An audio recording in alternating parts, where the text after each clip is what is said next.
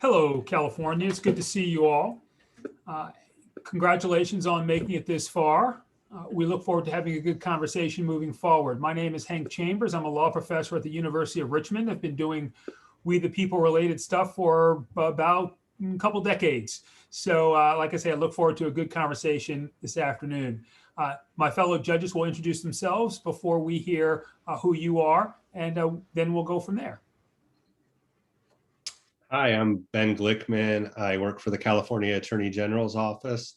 I'm also an alumnus of this program. I was on a national championship team from California way back in 1995. So congratulations on making it to the final round. My name is David Hudson. I teach at Belmont College of Law in Nashville, Tennessee, and happy to be here. And tell us who you are. We're thrilled to be here, and it's nice to meet you all. We're Unit 5 from Irvington High School. My name is Arjun Bofra. My name is Zachary Martin. And my name is Archa Datar, and we would like to thank you, the judges, for listening to our testimony, and we would also like to thank our coach, Mr. Martinez, for preparing us. Fantastic. So I will read you all question 1 from Unit 5, and then we will hear your opening statement. As a result of the decision in Wisconsin versus Yoder, is that any parent guardian can refuse to let their child go to school beyond the 8th grade or learn about a subject by saying it's against their religious beliefs. Do you agree or disagree with this result of the decision? Why or why not? What words, if any, are found in the U.S. Constitution or in state constitutions that protect the right to an education? How have courts balanced religious beliefs with other rights? We're ready to hear your opening statement. In 1972's Wisconsin v. Yoder, the court was asked whether Amish parents could withdraw their children from school after the 8th grade for religious reasons, reasoning that secondary schooling was unnecessary for the Amish lifestyle and that mandatory attendance would hinder a long-established religious community. The majority of the court fully agreed that the parents' religious rights outweigh keeping children in school. While we support some religious exemptions, we think that the Yoder decision ignored the rights of the child and the importance of education. First, Yoder gives parents sole discretion in removing their children from school, even though, as Justice Douglas argued in his partial dissent, on this important and vital matter of education, children are entitled to be heard. Second, education was very important then and is even more important now to become a self-sufficient member of society at large. With the Yoder exemption, thousands of children have trouble integrating into society economically, civically, and socially, which according to the Amish Heritage Foundation, makes it exceedingly difficult for them to leave their religious institutions even if they wanted to. While many Amish children fully embrace the lifestyle they were born into, others should still be able to access a sufficient education. Even though, as the courts acknowledged in 1973's San Antonio Independent School District versus Rodriguez, education is not a fundamental right in the U.S. Constitution, it is still incredibly important to a functioning society, and the Yoder case undermines that. While education is not recognized as a fundamental right federally, the 14th Amendment's due process, equal protection, and privileges and immunities clauses have been used to protect the right to education. The court held that due process clause protects people's right to liberty in 1923's Meyer v. Nebraska, including parents' rights to control the raising and education of their children. The equal protection clause was used to protect the right to an education in 1982's Plyler v. Doe, which barred Texas from withholding education from the children of undocumented immigrants.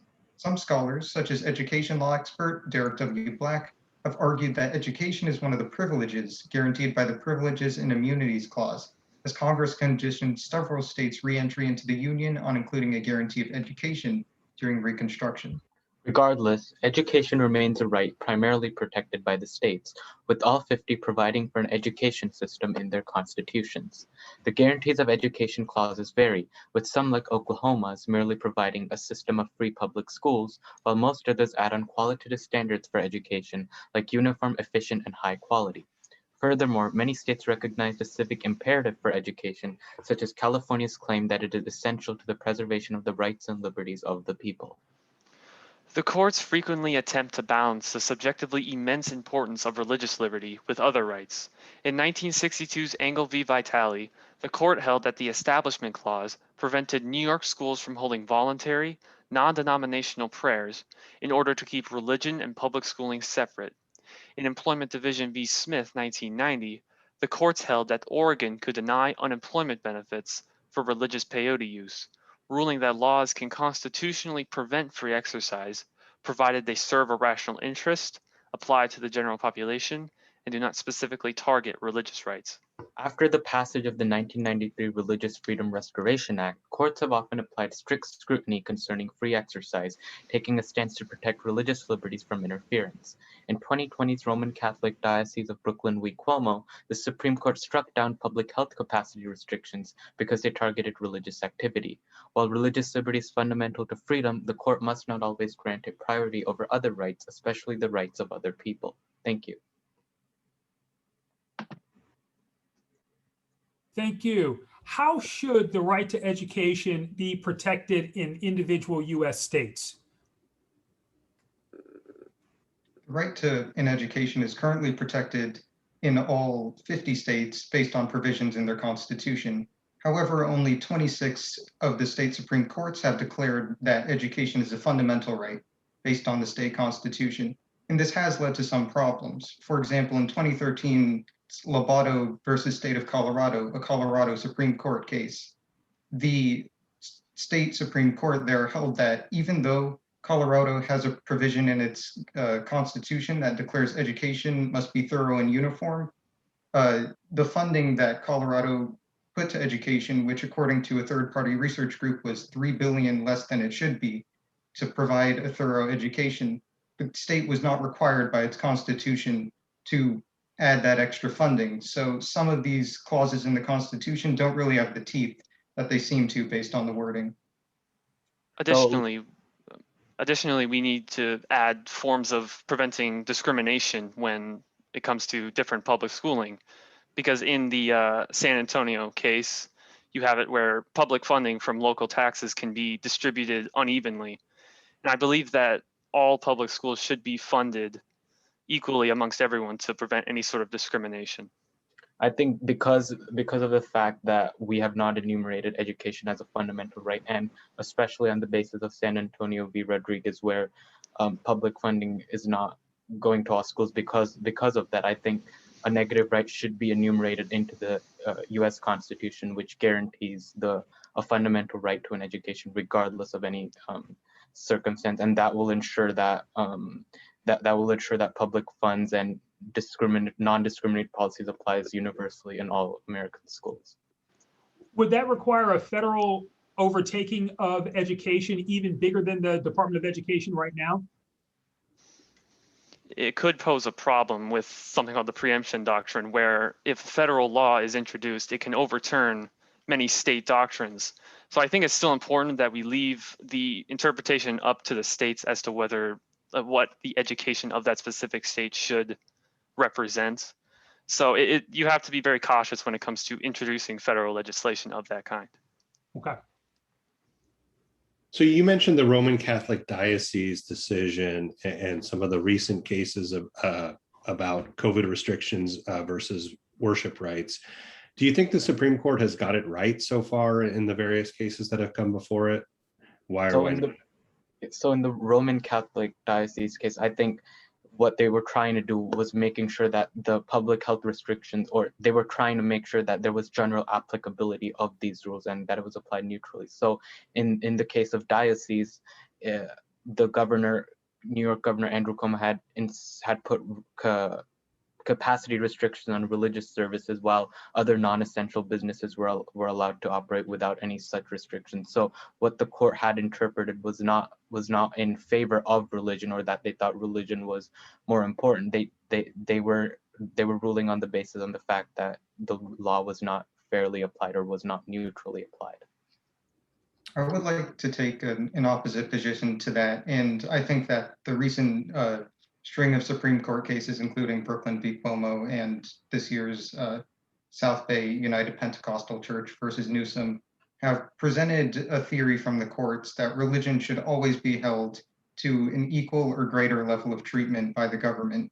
And I think while this approach does have its reasons, because free exercise is very important to people who are religious, it has serious implications on public health, primarily by invalidating some statutes that prevent free exercise of religion, such as the one in California that forced religious institutions to stop indoor services while allowing what the court called similar activities like filming movies and game shows to continue.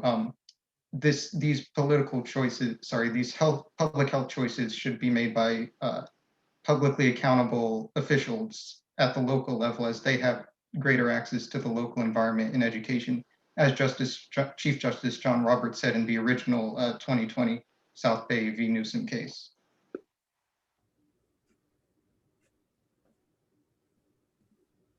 Should public school students be allowed to participate in religious clubs? Does that further the free exercise clause rights without running afoul of the establishment clause?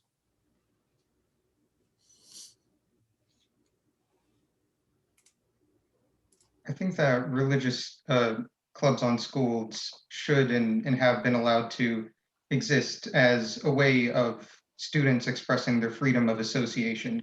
Even though the club may be located on school, the fact that it is at a school does not contravene the establishment clause. For example, there was a case where the Good News Club, which is a Christian organization, was allowed to exist on school, even though it was not secular. And even though that is the case, schools, of course, should not be allowed to force students to join these clubs or directly promote these religions. I agree. And I think on the basis of 1969's Tinker v. Des Moines, where the court ruled that First Amendment rights do not stop at school grounds, as provided religious clubs can exist in schools, provided that they're not forcing anyone else to join, or that their association is not interfering with any kind of learning. So I think that public school children should be able to freely express their religion as they wish, as long as it is appropriate. And additionally, in a case like Murphy v. Arkansas in 1988, it was declared that the court, even though in a private school they can have religious affiliations, the state still has an interest in defining what education should mean. So in some cases, in public schooling at least, prayer started by students has a problem with the establishment clause. Can religious clubs be co-curricular activities that are of real value to learning in public schools?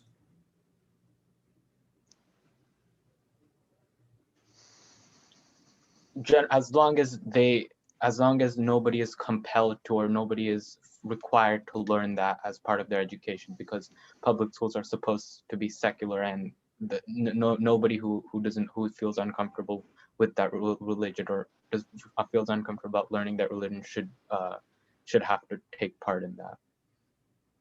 So on the flip side, should parents be able to stop schools from teaching their children things that are inconsistent with their religious beliefs?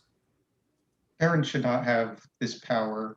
They should not be able to unilaterally stop the flow of information in public schools.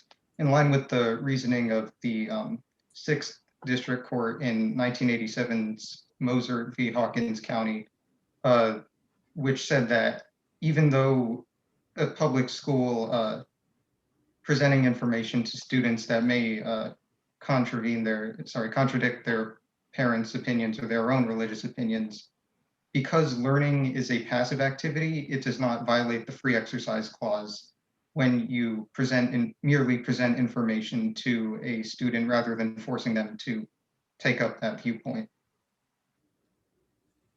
I'd like to, oh, go ahead. I was just going to ask, do you think that learning is a passive activity? While learning overall is and should be a very active activity, with the students being involved in their own education. In the case of that I mentioned, Moser v. Hawkins County, the mere presentation of information, in that case, it was the reading of books in a classroom to the students, does not count as an active activity because the students are not actively voicing the viewpoint expressed in the book. Okay. I wanted to go back to Wisconsin v. Yoder. If Mr. Yoder had disagreed with his parents and wanted to continue his education, against their religious views, should he have been permitted to? And how do you decide that conflict between his rights to an education and the parents' religious rights? So if we go back to the partial dissent by Douglas, he makes the point that religion and liberty as a whole is an individual experience, and that for a child at that age, you have cases like Tinker v. Des Moines, and you have cases like Henry Galt in 1967, which established that children at that age have an autonomy of rights that are given in the Bill of Rights. So, and if the school has that age, has that mandatory attendance limit, and if the child also has an interest of going to school, even if it's against their parents' objections, they still should have the authority to be able to go to school. So just like a bright line rule, kids' desire to go to school trumps parents' religious right? I think for something as important to a child's life as education, may I continue? Please.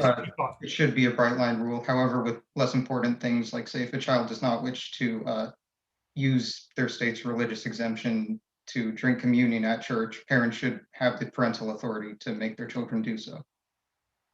All right, thank you very much. Let's recognize the students for their hard work and their participation. Congratulations. All right, fellow judges, comments? You want to start it off, David? Oh, you go ahead. Okay. So I thought you guys did a nice job. I thought the prepared remarks, how you laid out what Yoder held and then talked about, the specific reasons why you disagreed with it. I thought that was a good discussion, and it flowed nicely into where we might be able to find this right to education in the Constitution and case law. So I appreciated that. I also appreciated you getting Roman Catholic diocese into the prepared remarks. And then when I followed up on that, I thought we had a good discussion. You didn't mention the most recent case, Tandon, which was just 10 or so days ago, maybe 2 weeks.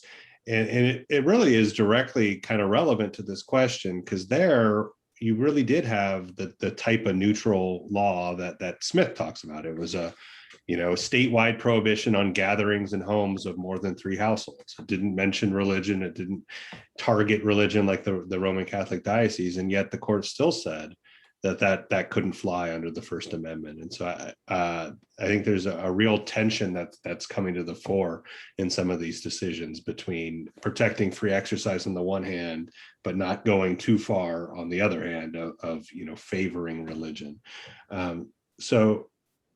Yeah, and then on my last question, I think it's a hard, anytime you're trying to balance different rights, a child's right to education, a parent's right to raise their child and to have religious beliefs, it's difficult to figure out how to strike that balance.